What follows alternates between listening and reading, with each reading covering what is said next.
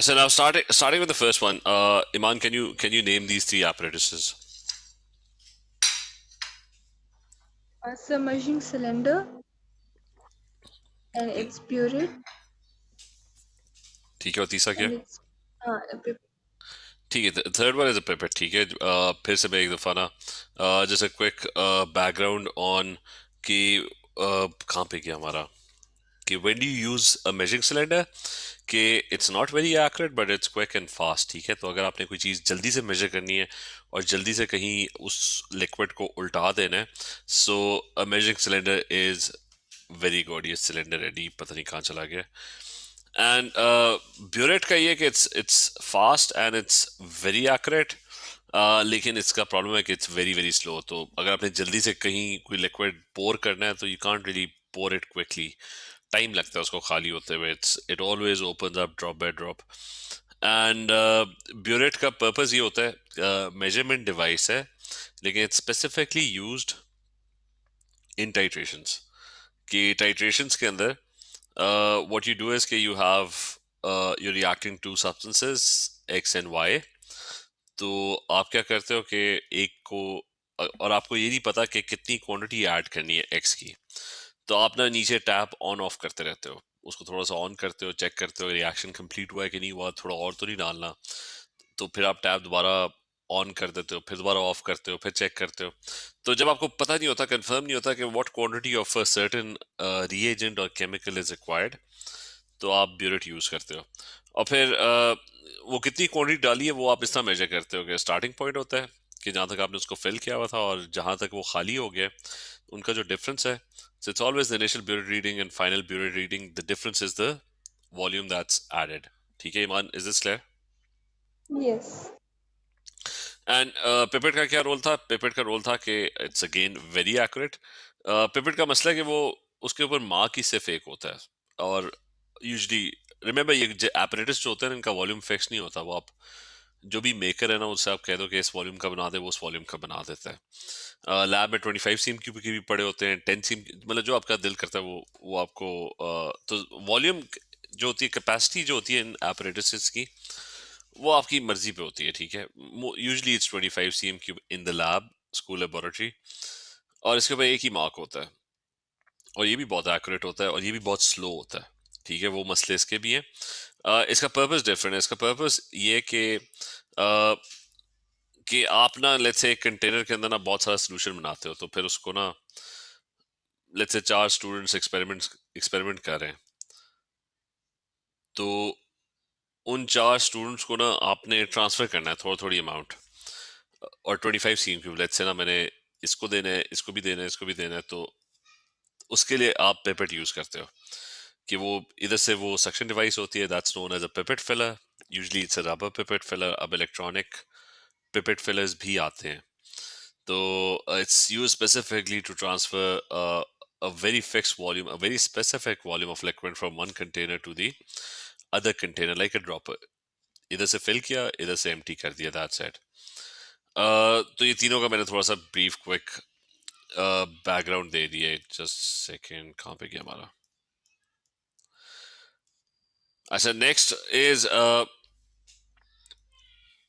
rate of reaction. A student is trying to measure the rate of reaction. Rate कैसे कहते हैं? Speed को. ठीक है, पहले तो मुझे जल्दी से बता दो कि if you want to measure the speed of a reaction, तो कौन सी चीज आपको मेजर करनी चाहिए?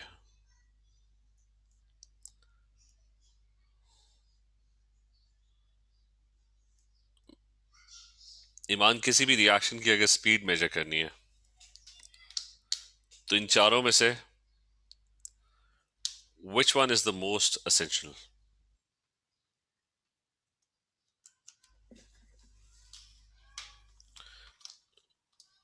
Any idea?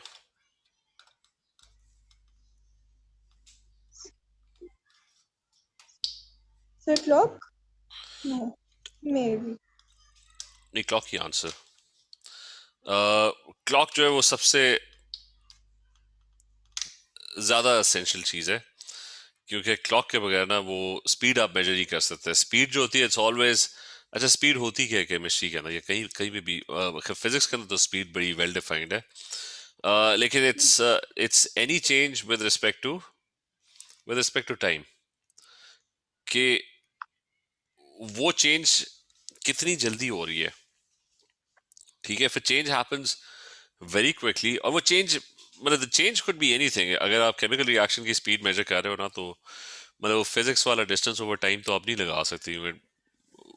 आपके रिएक्शंस भाग थोड़ी रहे होते हैं, तो उसमें चेंज होता है। It could be any change, it could be a change in mass, कि हो सकता है एक चीज की ना मास इंक्रीज हो रही है, या कोई गैस बन रही है तो कितनी तेजी से उस गैस का वॉल्यूम प्रोड्यूस हो रहा है, और इस तरह की बहुत सारी चीजें। कलर चेंज हो सकता है, कि रिएक्शन में तो कितनी तेजी से कलर चेंज हुआ है, पीएच चेंज हो सकता है, एनी चेंज व्हाटसोएवर, के बबल्स अगर प्रोड्यूस हो रहे हैं तो कितनी तेजी से प्रोड्यूस हो रहे हैं। सो एनी ऑब्जर्वेबल चेंज, उसको आप मेजर कर लो टाइम से। अगर अगर वो जल्दी हो रही है चेंज तो रिएक्शन फास्ट है, अगर स्लो हो रही है तो रिएक्शन टाइम ज्यादा लग रहा है तो रिएक्शन स्लो है। Is this clear? Yes. अच्छा, देन नेक्स्ट वाले पे चले जाते हैं। अगेन वो कह रहा है कि क्विकली ऐड करो 50 सीएम क्यूब ऑफ एसिड, कौन सी चीज यूज करोगे? This is cylinder. ठीक है, ये भी मैंने बताया था कि, अच्छा अभी मैंने बताया था कि आप सिलेंडर स्पीड चाहिए तो सिलेंडर। कॉनिकल फ्लास्क मेजर करता ही नहीं है। ब्यूलेट और पेपेट जो है ना वो स्लो है, तो इसलिए सी है। अ, अच्छा, बॉइलिंग पॉइंट 103, लीव दिस। अच्छा, ये एक रिएक्शन है, एपरेटस दिया हुआ है, तो इनमें से आप गेस कर सकते हो ये कौन सा रिएक्शन को स्टडी कर रहा है इस एपरेटस से? अब नहीं सर, डिफिकल्ट लग रहा है। नहीं, मुझे खाली बता दो कि इस रिएक्शन में हो क्या रहा है, वो क्या करना चाह रहा है, खाली इसको देख लो कि ये क्यों लगाते हैं और ये है क्या, इसको कहते हैं क्या? ईमान, कोई आइडिया?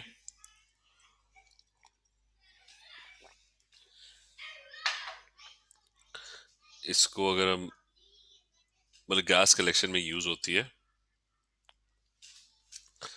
चार तरीके हैं आपके पास गैस कलेक्शन के लिए। This a way to collect heavy gases, वो डाउनवर्ड डिलीवरी है। गैसेस जो है वो नीचे बॉटम के ऊपर आ जाते हैं।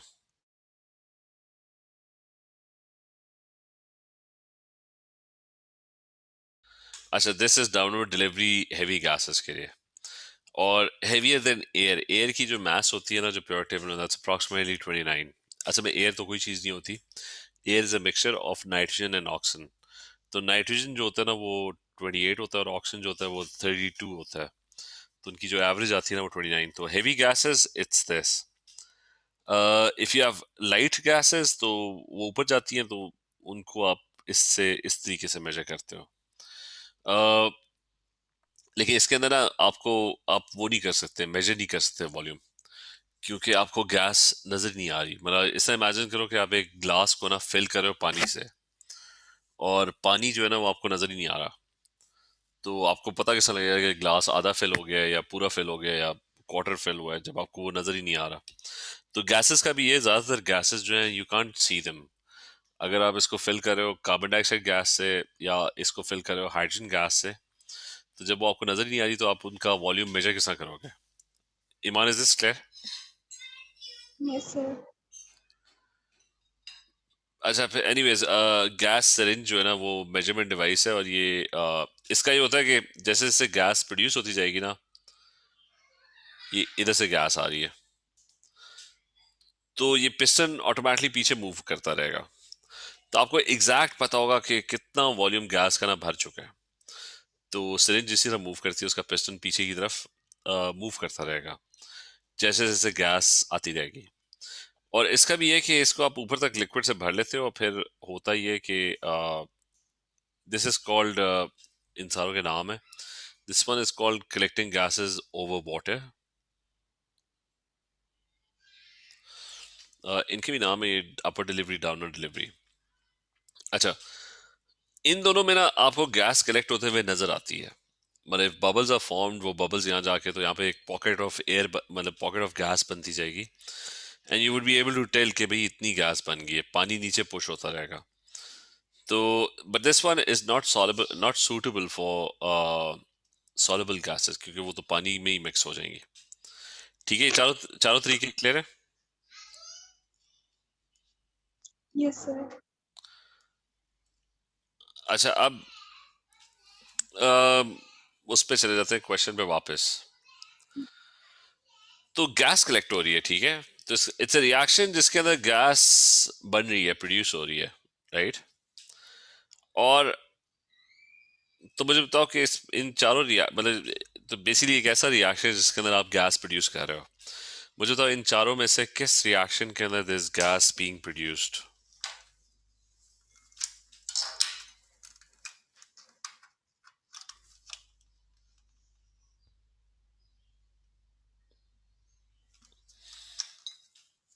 कोई गैस नजर आ रही है?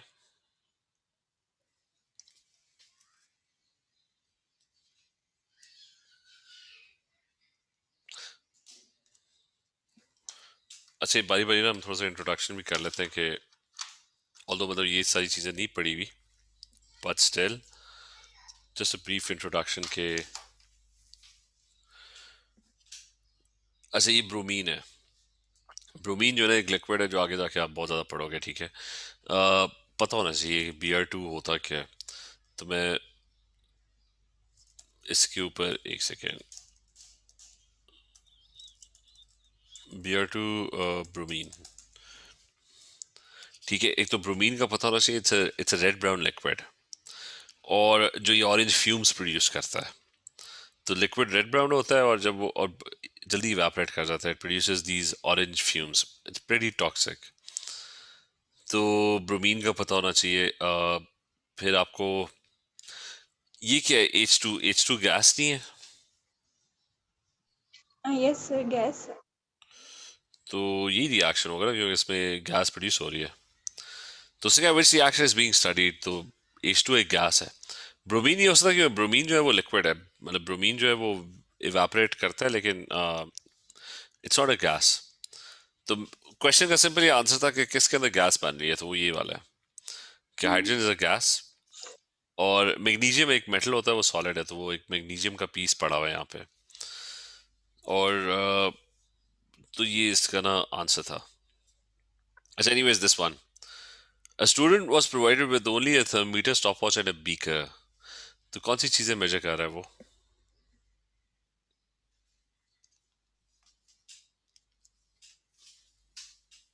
सर सी। ठीक, सी। सी नहीं होगा। अच्छा, ये तो चलो स्टॉप वॉच ने मेजर किया ना टाइम। तो ये जो वॉल्यूम है, ये किससे मेजर कर रहे हो आप?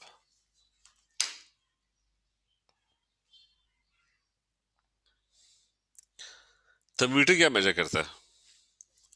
ये सर टेम्परेचर। तो डी होगा ना।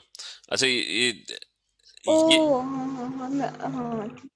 अच्छा, ये टेम्परेचर मेजर करेगा, this would measure time. Beaker क्या मेजर करता है? सर वो तो कंटेनर होता है।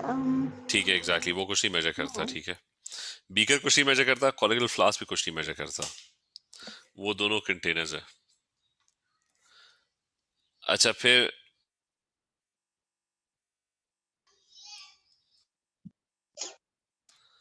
अच्छा फिर दिस वन इज के तीन चीजें दी हुई हैं।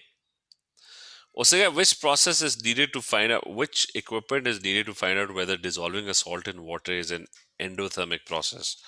एंडोथर्मिक का मतलब है कि वो बेसिकली फाइंड आउट करना चाह रहा है कि टेम्परेचर डिक्रीज होता है कि नहीं, ठीक है।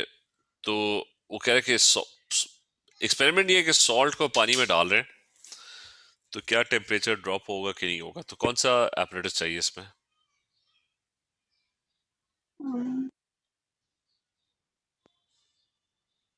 Sir thermometer. बाकी दोनों में से कोई चाहिए? और मुझे 1 और 3 भी होगा। ठीक है, टू तो नहीं है ना? हाँ नहीं। अच्छा, वन भी नहीं चाहिए कि उसने उस आपने बस ये देखना है कि पानी के अंदर अगर आप नमक को ऐड करो, सॉल्ट को ऐड करो, तो is the temperature going to decrease? तो जितना मर्जी पानी ले लो, जितना मर्जी सॉल्ट ले लो, मतलब मेजर करने की क्या जरूरत है? ओके। ठीक है, तो खाली थ्री है। अच्छा, ये तो पहले ही कर लिया था।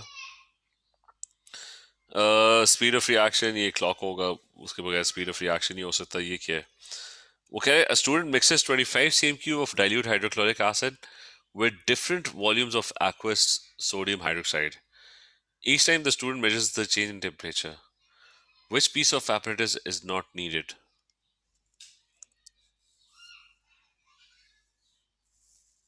Sir thermometer. नो, नहीं नहीं नहीं। वो तो कोई। हाँ हाँ, टेम्परेचर की जो। मतलब ये तो चाहिए।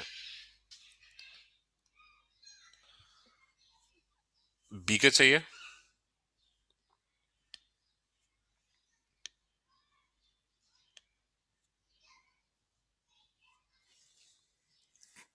कौन सी चीज नहीं चाहिए? सर मुझे लगता है बीकर नहीं चाहिए, क्योंकि क्लॉक भी चाहिए, सिलेंडर भी चाहिए। अच्छा, क्लॉक क्यों चाहिए? क्लॉक सर, क्योंकि वो जब टाइम के साथ साथ टेम्परेचर वो चेक करेगा ना। नहीं, वो तो कह रहे टेम्परेचर चेंज मेजर करना है ना, तो टाइम मेजर करने की क्या जरूरत है? मतलब मैंने, अच्छा बीकर तो वैसे ही चाहिए क्योंकि मिक्स किधर करोगे वो? अच्छा हाँ, हाँ। उसमें उसमें मिक्स करोगे ना। बीकर वो कंटेनर है जिसके अंदर आप मिक्स करोगे, ठीक है।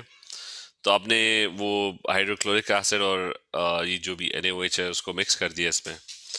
तो वो देर से चेंज हो या जल्दी चेंज हो, उससे क्या होता है? उसने बस कहा है कि student measures the change in temperature, के टेम्परेचर चेंज कितना हुआ है। तो वो ये तो नहीं कह रहा कि कितना फास्ट टेम्परेचर चेंज हुआ। हम्म। ठीक है, तो क्लॉक की जरूरत नहीं है। और वॉल्यूम, डिफरेंट वॉल्यूम्स मेजर करने हैं, तो उसके लिए तो डिफरेंट वॉल्यूम्स, तो उसके लिए तो चाहिए मेजरिंग सिलेंडर। अच्छा, which piece of apparatus should be used? Accurate measurement of 30 cm³ of a liquid.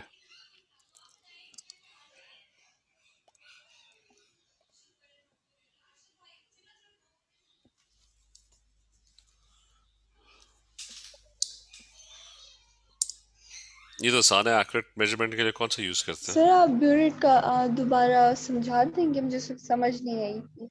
अच्छा, मैं ब्यूरेट का बताता हूँ। क्या एक्यूरेट का ब्यूरेट ये है? अच्छा, मैं एक्सप्लेन करता हूँ ब्यूरेट, ठीक है। ब्यूरेट, ये ब्यूरेट है, ठीक है। क्या ये तो एक एक्चुअल बेहतर तस्वीर ब्यूरेट।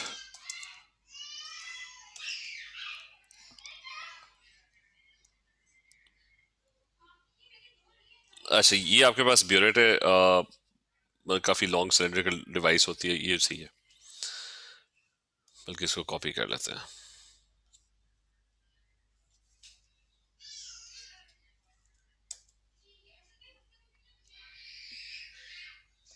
ठीक है। अच्छा, ब्यूरेट इस तरीके से होता है कि आपके पास ना, यू हैव, कैसे ज़्यादा लेंथी होता है ये। तो होता ही है कि आप जब भी कोई एक्सपेरिमेंट कर रहे होते हैं ना, तो दो चीज़ें आप कर रहे होते हो। आपके पास कोई सब्सटेंस होता है, ठीक है, उसको एक्स ले लिया, नीचे एक सब्सटेंस होता है जिसको, दो चीज़ों को आप रिएक्ट कर रहे होते हो, कभी कभार तीन चार चीज़ों को भी रिएक्ट कर रहे होते हो, लेकिन अक्सर आप दो चीज़ों को रिएक्ट कर रहे होते हो। तो ऊपर से एक केमिकल आप ऐड कर रहे होते हो, नीचे उसमें मिक्स कर रहे होते हो, ठीक है। तो व्हाट हैपेंस इज कि अब आपको नहीं पता, जैसा आप कोई लेट्स से किचन में आटा गूंद रहे हैं ना, तो वो आटे के अंदर पानी आप ऐड कर रहे हो ना, तो आपको शुरू में तो नहीं पता कि एग्जैक्टली कितना पानी डालना है। तो आप पहले थोड़ा सा डालते हो, फिर थोड़ा और डालते हो, फिर थोड़ा और डालते हो, फिर जाके वो डो बनती है, राइट। तो केमिकल रिएक्शंस में भी यही होता है कि आपको नहीं पता कि एक्स की क्वांटिटी कितनी डालनी है। तो आप क्या करोगे, आप टैप ऑन करोगे, थोड़ा सा ऐड करोगे कि जी, ताकि रिएक्शन हो जाए। अगर रिएक्शन कंप्लीट नहीं हुआ तो टैप और ऑन करोगे, थोड़ा सा और ऐड करोगे, और ऐसा करते जाओगे, टैप ऑन ऑफ करते जाओगे। ये बात क्लियर है, ईमान? Yes sir. ठीक है। तो तो आप ना, तो अक्सर रिएक्शंस के अंदर आपको, आप यू नॉट श्योर कि एग्जैक्टली कितना डालना है। तो आप इस तरह पहले थोड़ा सा डालते हो, फिर थोड़ा और डालते हो, फिर करते जाते हो। तो ये आपका स्टार्टिंग पॉइंट है लेट्स से। और ब्यूरेट के अंदर ना बहुत सारी ग्रेजुएशंस होती हैं, तो यहाँ पे लेट्स से आपने उसको फिल किया हुआ था 45 सीएम क्यूब मार्क तक, ठीक है। अच्छा, जब रिएक्शन कंप्लीट हो गया, ये नीचे वाली बातों को छोड़ दो, जब रिएक्शन कंप्लीट हो गया और आप सेटिस्फाइड थे हाँ रिएक्शन अब कंप्लीट हो चुका है, तो आपने टैप इसका ना ऑफ कर दिया। अच्छा, लेकिन तब तक ब्यूरेट काफी खाली हो चुका था, क्योंकि क्योंकि वो ब्यूरेट से चीजें जो थी वो तो नीचे आप ऐड किए जा रहे थे। तो लेट्स से अब वो पहुंच गए 30 सीएम क्यूब मार्क पे।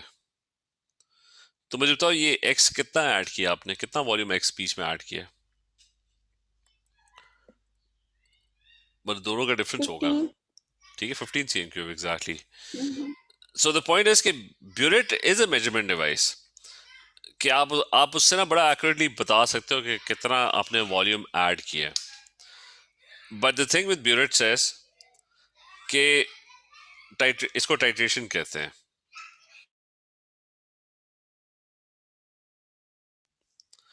अच्छा, इसको इसको आप टाइट्रेशन कहते हैं, और इसमें और बहुत सारे केमिकल रिएक्शंस ना इस तरीके से होते हैं। ये आगे जाके हम टाइट्रेशन पढ़ेंगे भी। तो जस्ट रिमेंबर कि ब्यूरेट जो है ना वो एसेंशियल है, मतलब आप उससे नहीं कर सकते, मेजरिंग सिलेंडर से नहीं कर सकते, क्योंकि और ब्यूरेट इसीलिए स्लो होता है कि वो ड्रॉप बाय ड्रॉप डले, कि कहीं आप ज्यादा ना डाल दो, ठीक है। मेजरिंग सिलेंडर में तो होगा कि अगर आप मेजरिंग सिलेंडर से भी कर सकते हैं, थोड़ा सा उल्टाओ फिर थोड़ा सा और उल्टाओ, लेकिन उसमें गलती चांसेस है कि एकदम से आपका मेजरिंग सिलेंडर थोड़ा सा ज्यादा उलट जाए तो एक्स्ट्रा डल जाएगा। क्लियर है बात? Yes. और पिपेट का तो मसला है कि वो उसके ऊपर वॉल्यूम ही एक होता है, तो वो तो किसी काम का नहीं होता कि उससे आप सिर्फ एक ही वॉल्यूम मेजर कर सकते हो। तो इस तरीके से ना this is known as titration, और हर दफा आप उसमें दो वैल्यूज लेते हो, initial burette reading, final burette reading. तो ब्यूरेट स्पेसिफिकली रिएक्शंस के लिए ये नहीं होता कि आप उससे बस जो मर्जी चीज मेजर करनी है, जो कि आप कर सकते हो, लेकिन स्पेसिफिकली रिएक्शंस के लिए होता है, टाइट्रेशन के लिए होता है। क्लियर है? Yes, sir. अच्छा, वापस उस पे तो accurate measurement of 30 CM cube of a liquid, तो वो ब्यूरेट ही होगा, क्योंकि उसके अंदर वेरिएबल क्वांटिटी एक्यूरेट आ गया तो मेजरिंग सिलेंडर नहीं हो सकता। ये दोनों तो वैसे ही कंटेनर्स हैं, ठीक है। अच्छा, ये दोबारा है कि the reaction between solution P and solution Q is exothermic, इसका मतलब एनर्जी रिलीज हो रही है और टेम्परेचर बढ़ रहा है। जिस तरह किसी चीज को ऑक्सीजन में बर्न करते हो तो हीट प्रोड्यूस होती है, या माचिस को जलाते हो तो हीट प्रोड्यूस होती है।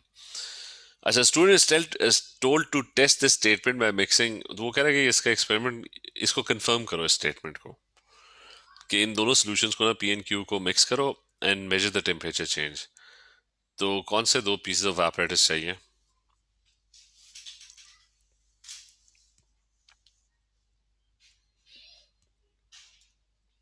और उससे कहा है इक्वल वॉल्यूम्स मिक्स करना है। Thermometer balance? वो नहीं वे करेगा तो Pipette वो नहीं, हम्म pipette and thermometer. ठीक है, so it's going to be pipette and thermometer, क्योंकि पिपेट एक ही वॉल्यूम मेजर करता है। तो पहले वो हाँ, 25 सीएम क्यूब इसका मेजर करेगा और फिर 25 सीएम क्यूब इसका मेजर करेगा, और दोनों को ऐड कर दो। और थर्मीटर जो होगा वो बता देगा कि टेम्परेचर बढ़ रहा है या कम हो रहा है। अच्छा, ये बताना है, ये तो सिंपल, ये तो किचन में अगर मिल्क शेक बनाया ना तो ये तो वो, उसकी रेसिपी है। वो कह रहा है कि student wishes to extract a coloured solution from some berries to make an indicator solution, यानी बेरीज से ना उसने बेरीज का जूस उसने निकालना है, ठीक है। He wants to extract a coloured solution from some berries, ठीक है। तो सिंपली कीनू से आप या माल्टो से आप जूस निकालते हो तो आपने वही करना है अपने बेरीज से ना, you have to extract a coloured solution. तो बताओ ये व्हाट इन व्हाट ऑर्डर और कौन कौन सी इंस्ट्रक्शंस फॉलो करनी है? नंबर वन पे क्या होगा कि लेट्स से किसी ने आपको बेरीज पकड़ा दी, what what is the first thing that you will do? so crush the berries. ठीक है, तो उसके बाद ठीक है,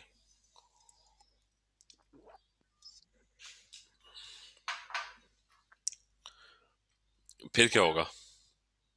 सर इसमें लिखा हुआ है add acid, कौन सा acid? नहीं डालना है एसिड, मतलब एसिड की जरूरत तो नहीं है। आपने तो बस कलर्ड सोल्यूशन निकालना है बेरीज में से, मतलब जूस निकालना है बेरीज का। हम्म, तो एसिड डालने की तो जरूरत नहीं है, उसने सिर्फ सारे ऑप्शन उससे तीन चीजें दी हुई हैं, यानी ये पांचों चीजें नहीं चाहिए, सिर्फ तीन चीजें चाहिए। मे बी 1, 3 एंड 4 हो। अच्छा, 1, 3 एंड फोर। ठीक है, वही लगा, क्योंकि एसिड डालने की तो जरूरत नहीं है, आपने तो बस जूस निकालना था, वो कलर ठीक है। तो आप थोड़ा सा उसमें मतलब बेरीज को क्रश करोगे, और जैसे वो कीनू को आप क्रश करते हो तो वो फिर पीछे एक वो रह जाता है, उसमें फिर थोड़ा सा पानी डालते हो ताकि यस यस। वो डिजोल्व हो जाए, और फिर वो जो सारे सीड्स और वो सारी चीजें उनको रिमूव करने के लिए आप फिल्टर आउट करोगे, ठीक है। तो 1, 3 and 4 is the correct option. Next one is, वो कह रहे हैं, the apparatus shown cannot be used to determine the melting point of sodium chloride। पहली चीज है कि ये apparatus, और उससे क्या है कि why is this, कि वो ढूंढ रहा था कि मेल्टिंग पॉइंट ऑफ NaCl। मैं पहले बता देता हूँ, NaCl का जो मेल्टिंग पॉइंट होता है ना, वो अप्रोक्सीमेटली अराउंड 900 डिग्री सेंटीग्रेड होता है। तो पहले बताओ कि, और उससे ना ये पानी है, पानी को वो हीट कर रहा है, थर्मीटर तो वैसे ही डाला हुआ है टेम्परेचर नोट करने के लिए, और एक टेस्ट ट्यूब बीच में डाली हुई है जिसके अंदर ये आपका नॉर्मल टेबल सॉल्ट जो है ना वो बीच में ऐड किया हुआ है, NaCl। तो मुझे बताओ कि इस एपरेटस को यूज करके मेल्टिंग पॉइंट क्यों नहीं निकाल सकते।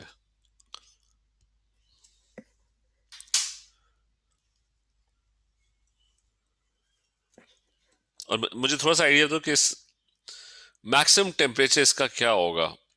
इधर में हीटिंग वाला जो पार्ट है ना उधर चला तो, अच्छा ये हीटिंग वाला था। अब हीटिंग के अंदर ना आप बंसन बर्नर यूज करते हो लैब के अंदर, सबसे कॉमन चीज है। अच्छा, बंसन बर्नर का मसला है कि बहुत ही स्ट्रॉन्ग हीटिंग के लिए इस्तेमाल होता है, 1000 degree centigrade is its temperature.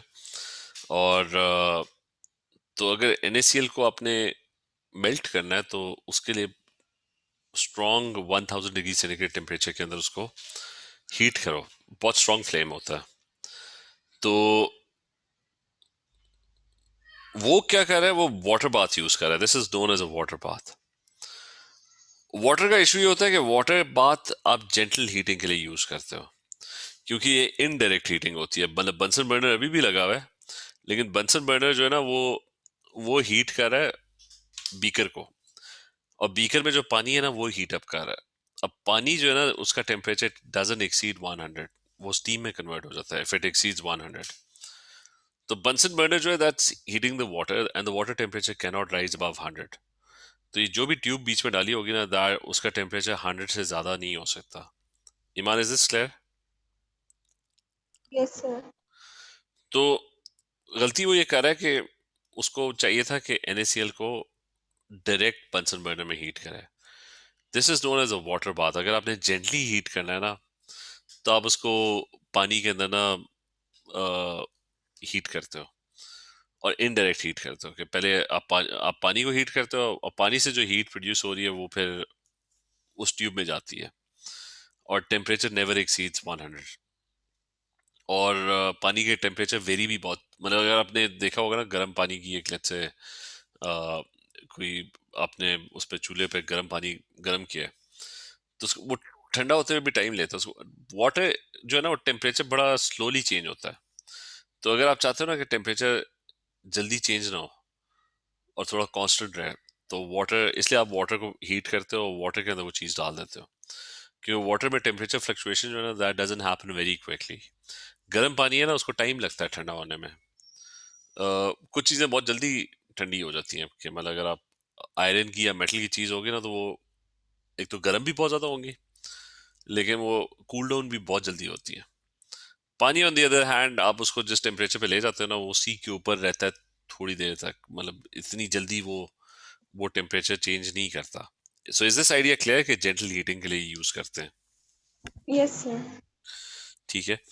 और बंसन बर्नर का ये कि फ्लक्चुएशन बहुत होगी, कि हल्का सा फ्लेम हवा चली उधर चला गया तो वो हीट देना बंद कर देगा या थोड़ी सी पोजीशन गलत होगी। तो बंसन बर्नर के लिए क्योंकि उसका फ्लेम बड़ा पॉइंटी सा होता है, तो कुछ एरिया को हीट करा होगा, कुछ को नहीं करा होगा। तो इवन हीटिंग करने के लिए ना you use a tripod stand जिसके ऊपर क्ले ट्रायंगल होता है, और वायर गॉज होती है जो हीट को डिस्ट्रीब्यूट करती है। तो ये सारा खैर, इसका इसका जो आंसर है ना इस वाले क्वेश्चन का वो ये है कि क्यों नहीं हम इसका मेल्टिंग पॉइंट ढूंढ सकते, कि पानी का ये जो वाटर बाथ का टेम्परेचर वो 100 एक्सीड ही नहीं करता। तो the melting point of NaCl is much greater than 100। ठीक है, एंड दैट्स योर आंसर। और ये जो सेकंड ऑप्शन है, sodium chloride dissolves in water, that's not an issue with this experiment, क्योंकि उससे क्लियरली सोडियम क्लोराइड और पानी को अलग अलग रखा हुआ है। तो सोडियम क्लोराइड एक अलग टेस्ट ट्यूब में, पानी उसके बाहर पड़ा हुआ है, तो उसने उनको सेपरेट रखा हुआ है, तो which is why they not going to mix. अच्छा, ये सारा क्लियर है? Yes sir. चलिए ठीक है, कल कंटिन्यू करते हैं, होपफुली एटॉमिक स्ट्रक्चर हम स्टार्ट करते हैं, ठीक है? अल्लाह हाफिज। ओके देन, अल्लाह हाफिज।